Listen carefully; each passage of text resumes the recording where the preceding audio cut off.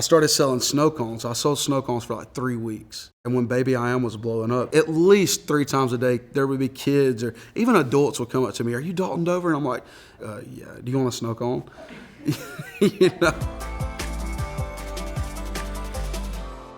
Hey y'all, it's Dalton Dover, and this year has been absolutely insane.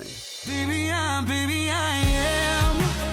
You probably are familiar with this guy if you're on TikTok because this song has completely just blown up and is everywhere on there. Dalton Dover, this is Baby I Am on your hometown country, US 96. Good morning. We're here at the Opry tonight making my Opry debut. I just signed a record deal with Universal Nashville.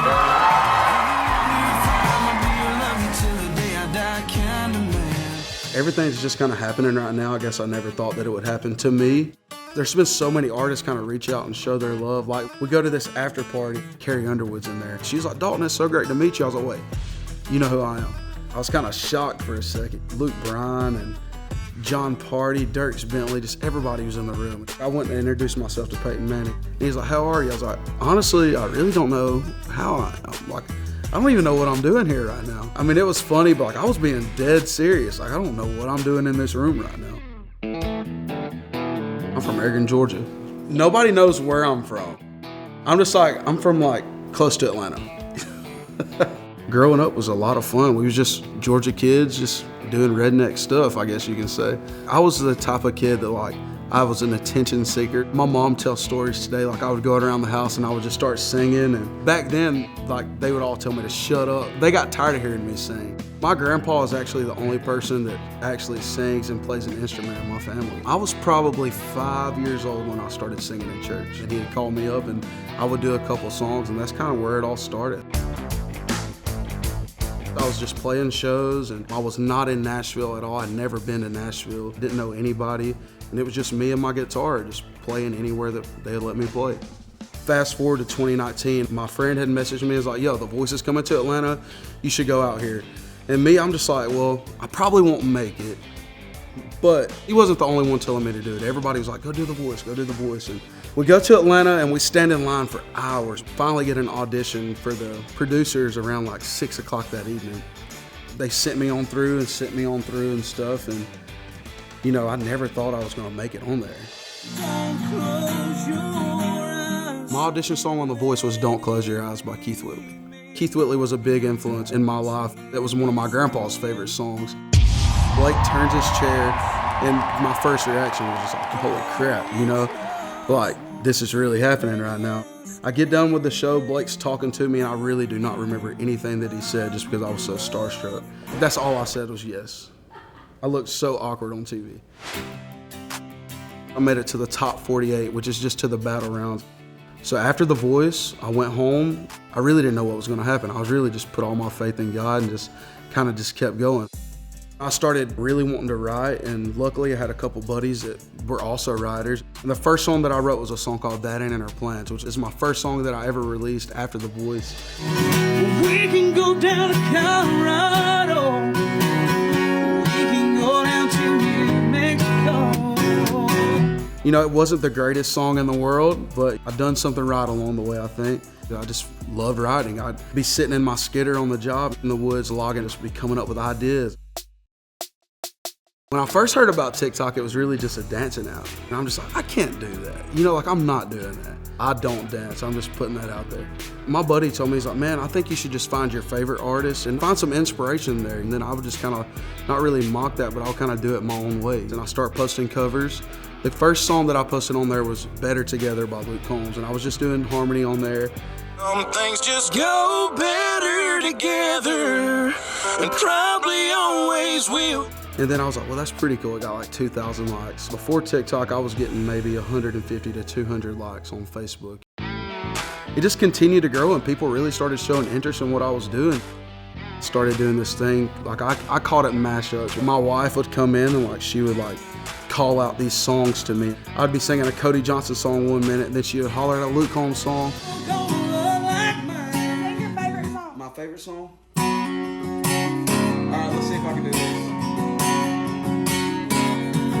Every turn, every ditch, every curve, every bridge, left behind me up in smoke. Within 30 minutes, the video is just blowing up, going absolutely crazy. 400,000 views was a lot to me, you know, it still is. And then I just continue to do that just because people loved it. Man, for a video like to go crazy like that, for me, it's just insane because like, coming from where I'm from, that kind of stuff just don't happen. It's almost like everything just kind of happened all of a sudden. Baby, I am falling even deeper in love with every single kiss from your lips. You're driving me crazy every time you touch me.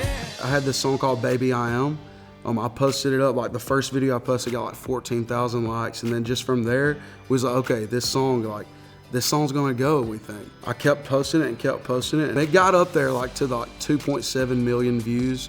It all happened so organically and happened so fast. I click on my phone and I see all these notifications like where people followed me or commented on my video. The comments I was getting, they was like, this is gonna be our wedding song. We're ready for more music. Or I just proposed to my fiance using this song. That was my first song that ever went on the iTunes charts. I was named Hot Country Artist to Watch.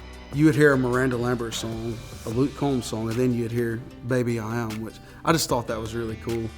We started getting calls from record labels left and right, and we start having meetings, and we seen like our following just start like going crazy. Everybody, like even in my hometown, like I'd be walking through Walmart and I'd hear somebody just singing the chorus of Baby I Am. It's very rare that every song is just gonna blow up, you know, but luckily I think Baby I Am brought fans to me and they just wanted more music. It didn't matter what it was.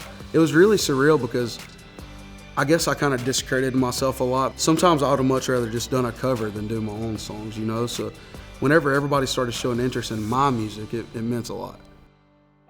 Blake Shelton owns this restaurant called Ole Red, and they're all across the place. I've done this residency with Ole Red. I started going around to all these Ole Reds, and I'm playing like a 45-minute acoustic set there. And we ended our residency in Nashville. Well, my band and I are like literally kicked off the first song, and we're playing, and then the phone behind me starts ringing. I did not know what was going on, and Blake Shelton pops up on the screen. Congratulations on everything, also, I was wanting to know what you're doing on December the 3rd. Do you have plans? No. Okay, well that'd be cool because we'd like to have you come perform at the Grand Ole Opry.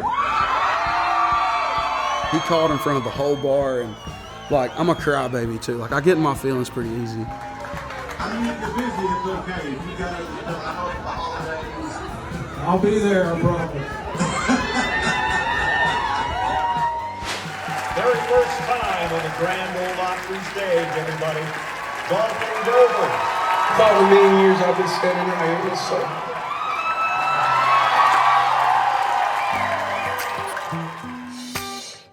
I still live in Georgia right now. I'm back in Nashville pretty often. It's almost like I'm in Georgia for 3 days and then I'm in Nashville for 4 days. I'm definitely on the road a lot, to say the least. I enjoy living my dream, but also I enjoy being home.